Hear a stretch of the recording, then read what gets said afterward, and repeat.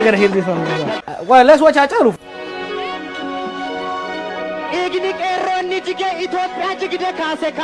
Yeah.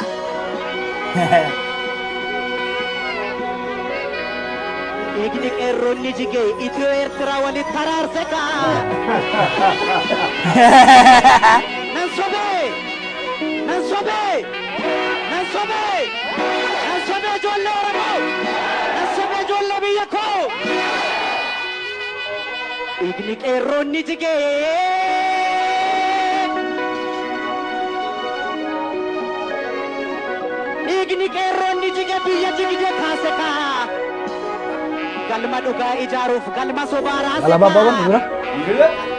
galma duga sinafedani ni Oh, exactly, of course. He read it to me. galma duga jalala ni jaran naboru Itu baba buru. tuma murtu inora aban horu oto adake murtu inora aban horu inora aban horu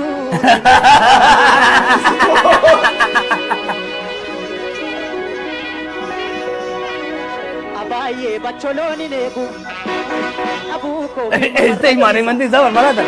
abaye ko baranam beku abaye ofna sachisa abaye warri ingilizi abaye tiyara tama oliga abaye warri ingilizi abaye ropina tamara abuko sifude badofo abaye zaranna abara egasi nangala Acharu, Acharu. I gotta hear this one.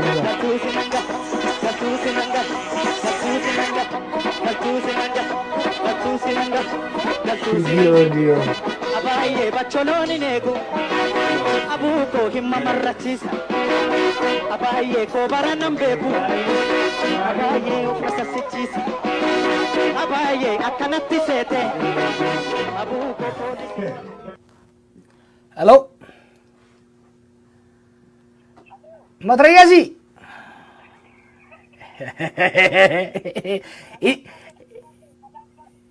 Si kok ani jara kok mami anu sodaden silala ture tae tadi. Mal jada bakka. Onne korra na dubbatte bo onne korra. Lakka bo duga arra oromo hundarra dubbatte bekta gara oromo hunda wan majur dubbatte. I gotta hear this one. Well, let's watch Acharu. Igni keronni jige Ethiopia jigide kaseka Yeah.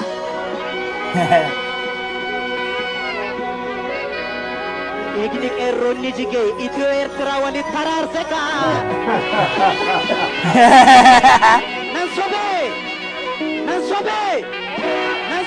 Nansobe jollo Nansobe jollo biyako Igni keronni jige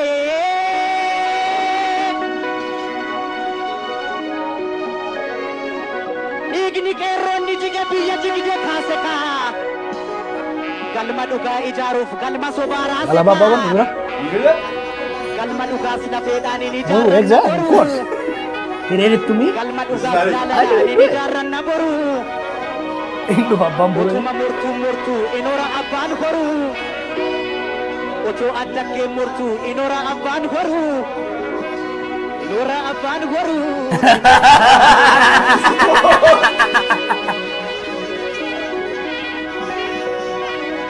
abaye bacholoni nebu abuko Este mane mandi zaman mana tak?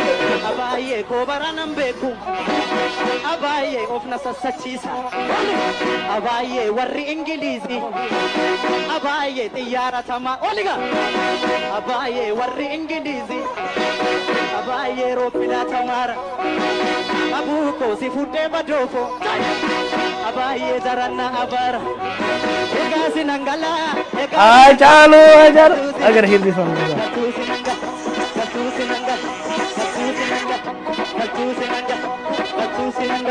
Gio. abaye bacholoni nego abuko himma marrachisa abaye ko baranam beku abaye ofasa sichisa abaye akanatti sete abuko Hello. matrayyasi